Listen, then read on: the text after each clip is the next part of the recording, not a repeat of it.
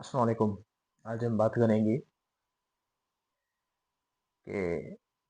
कि पाकिस्तान में new provinces जो है बनाने चाहिए या नहीं बनाने चाहिए। काफ़ी टाइम से पाकिस्तान की पॉलिसी सर्कल्स पे ये डिबेट चलती आ रही है कि पाकिस्तान में जो है गवर्नेंस का इश्यू जो है रिजॉल्व करने के लिए, गवर्नेंस को बेहतर बनाने के लिए, उसको इम्प्रूवमेंट लाने के लिए न्यू प्रोविंसेस बनाने चाहिए। और ये जो है हमारी कंपैरिजन जो है वो ज़्यादातर इंडिया के साथ की जाती है। कहा जाता है कि इंडिया में 28 प्रोविंसेस है और अफगानिस्तान में 34 प्रोविंसेस है, जबकि पाकिस्तान में सिर्फ 4 प्रोविंसेस है। और इस प्रोविंसेस जो है वो बहुत ही ज़्यादा बड़े हैं। पॉपुलेशन वाइज पंजाब जो है वो बहुत ही ज़्यादा बड़ा है, सिंध भी एज ए रिजल्ट। तो ये सारे प्रोविंसेस जो है बड़े होने की वजह से ठीक से अपनी जो है डिलीवरी मुकम्मल नहीं कर पा रहे हैं, सर्विस डिलीवरी नहीं हो रही और मैनेजमेंट अच्छे तरीके से नहीं हो रही। तो जब हम प्रोविंसेस की बात करते हैं तो हम जो जोग्राफिक फैक्टर जो है, जो एथनिक फैक्टर्स हैं, लिंग्विस्टिक फैक्टर्स हैं, हम उनको भूल जाते हैं। सबसे पहली बात यह है कि पाकिस्तान में न्यू प्रोविंसेस जो हैं वो इस वक्त जब पाकिस्तान मुख्तलिफ पॉलिटिकल, इकोनॉमिक, सोशल मसाइल से गुजर रहा है, इस वक्त पाकिस्तान में न्यू प्रोविंसेस का बनना फीसिबल है ही नहीं। अगर देखा जाए पाकिस्तान में जो है सबसे पहला जो प्रोविंसेस डिवीजन है वो बेस्ड है अपॉन एथनिक और लिंग्विस्टिक फैक्टर्स के ऊपर। हमारा जो सिंध प्रोविंस है, जो पंजाब है, जो बलूचिस्तान है, जो खैबर पख्तूनख्वा है, इवन इन प्रोविंसेस के नाम भी जो है वो उन एथनिक सिटी के बेसिस के ऊपर है। तो सबसे जब प्रोविंसेस की बात आ जाती है तो सबसे बड़ा जो फैक्टर आ जाता है वो ये होता है कि एथनिक सिटी का और लिंग्विस्टिक फैक्टर का, कि ये जो एथनिक सिटी है, ये जो लिंग्विस्टिक एफिलिएशन है, ये हमें न्यू प्रोविंसेस नहीं बनाने देंगे। और अगर हम प्रोविंसेस को तोड़ने की बात करेंगे, जो पहले से प्रोविंसेस एग्जिस्ट करते हैं, फॉर एग्जांपल अगर हम सिंध से कराची को अलग कर लेते हैं तो अंदरूनी सिंध से बहुत ही अच्छा रिएक्शन आएगा और मसाइल जो है वो हमारा रिजॉल्व होने के बजाय और बिगड़ता जाएगा। पॉलिटिकल इनस्टेबिलिटी बहुत ही ज्यादा बढ़ जाएगी। एथनिक जो कॉन्फ्लिक्ट्स हैं वो बहुत ही ज्यादा बढ़ जाएंगे। तो सबसे पहला फैक्टर जो है वो यही है कि एथनिक और लिंग्विस्टिक डिवीजन के बेस के ऊपर जब जबकि ये प्रोविंसेस डिवीजन है तो हमारे लिए ये बहुत ही बड़ा मुश्किल हो जाता है कि हम न्यू प्रोविंसेस क्रिएट कर पाए। और उसके अलावा दूसरा फैक्टर जो है वो ये है कि कॉन्स्टिट्यूशन 1973 के मुताबिक, उसके आर्टिकल 239 के मुताबिक न्यू प्रोविंस बनाने के लिए हमें नेशनल असेंबली में 2/3 मेजॉरिटी चाहिए और नेशनल असेंबली के बाद जो है वो प्रोविंशियल असेंबलीज जहां में न्यू प्रोविंसेस बनने हैं उस प्रोविंशियल असेंबलीज में भी 2/3 मेजॉरिटी चाहिए।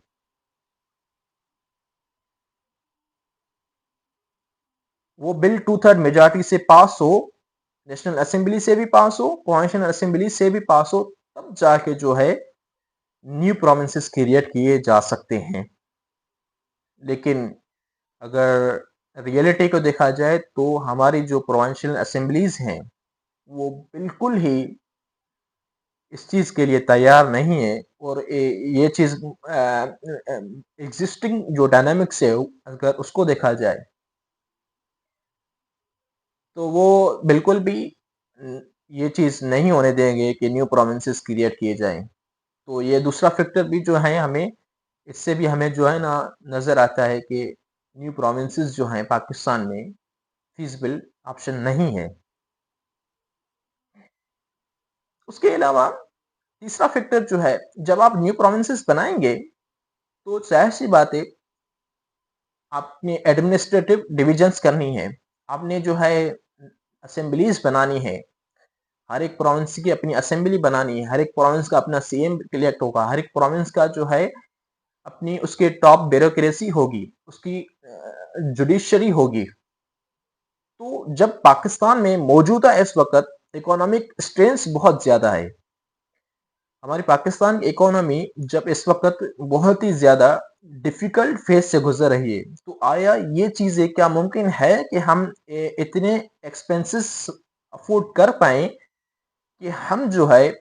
न्यू असेंबलीज बना दें, हम एडमिनिस्ट्रेटिव डिविजन्स कर दें, हम जो है ना न्यू हाई कोर्ट्स बना दें, हर एक प्रोविंस में न्यू हाई कोर्ट बना दें, न्यू असेंबली बना दें, हम जो है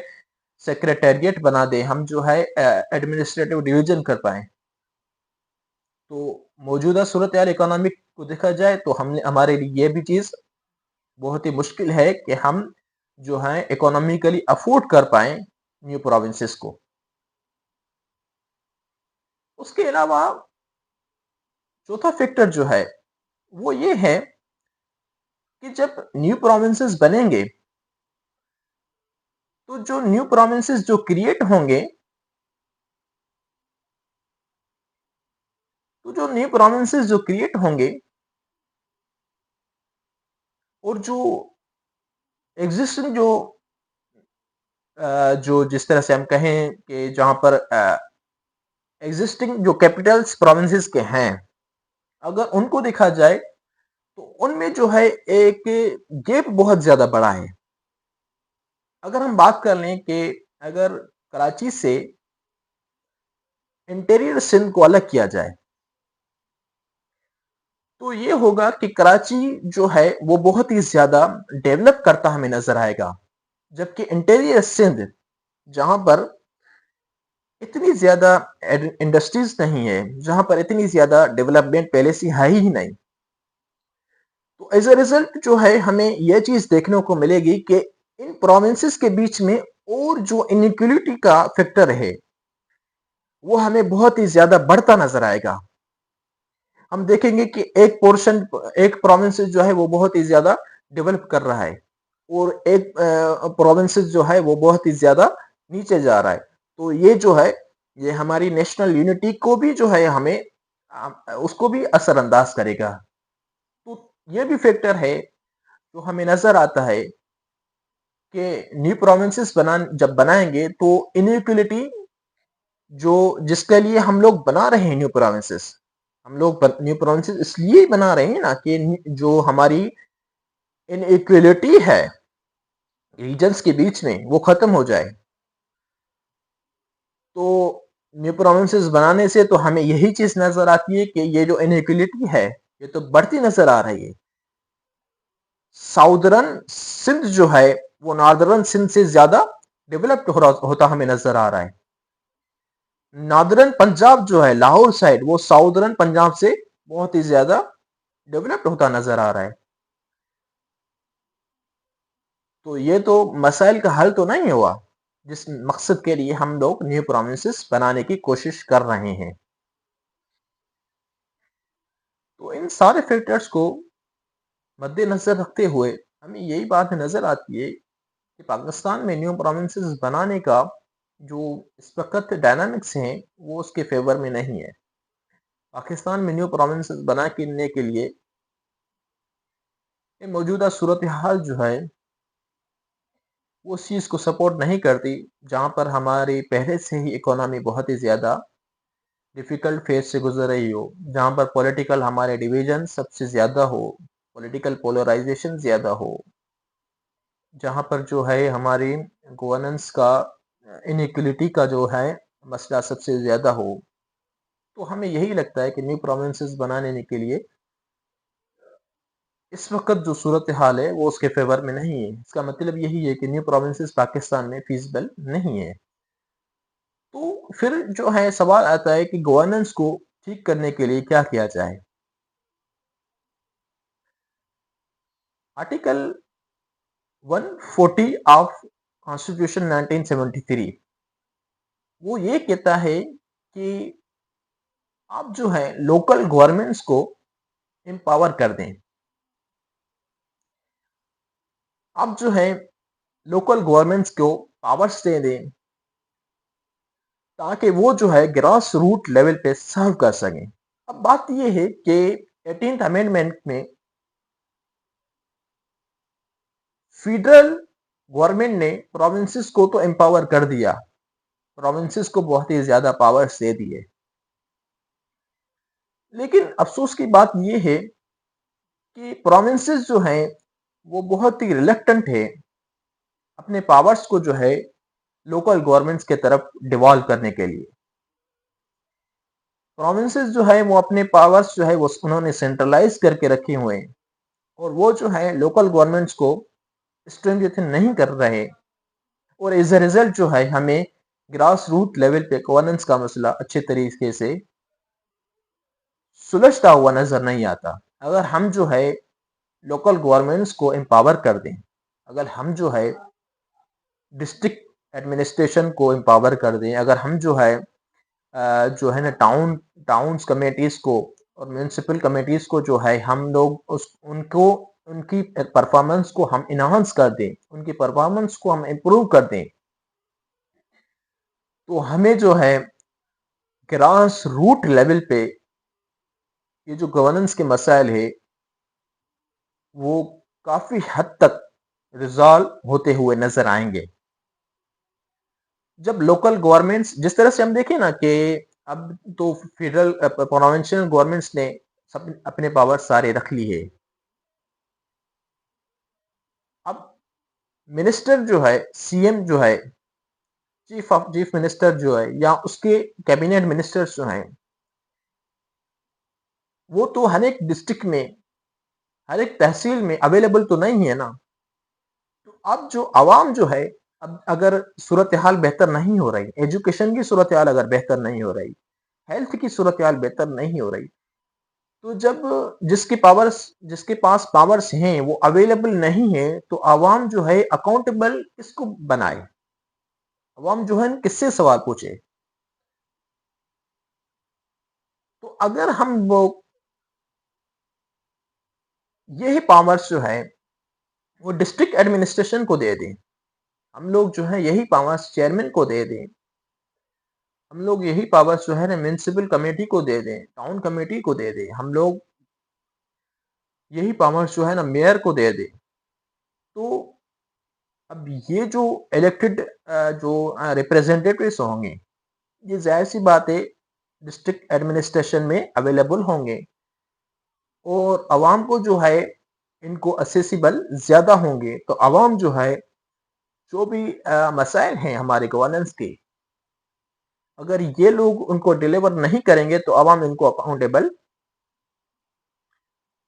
ठहराएंगे। आवाम इनको जो है वो इनको जो है ना इनसे सवाल करेंगे कि आया ये जो हमारे मसाइल जो है ना वो ठीक क्यों नहीं हो रहे। तो जब अकाउंटेबिलिटी ज्यादा होगी, आवाम के क्वेश्चन ज्यादा होंगे, तो जाहिर सी बात है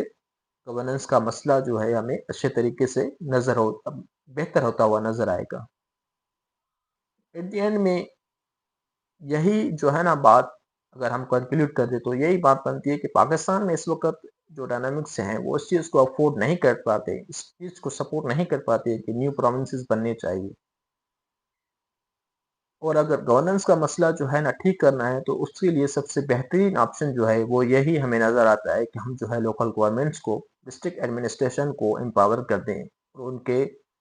अपने जो पावर्स हैं जो प्रोविंस ने सेंट्रलाइज करके रखे हुए हैं उनको जो है डिवॉल्व कर दें ताकि at the grass root level पे अच्छे तरीके से सर्व किया जा सके। Thank you.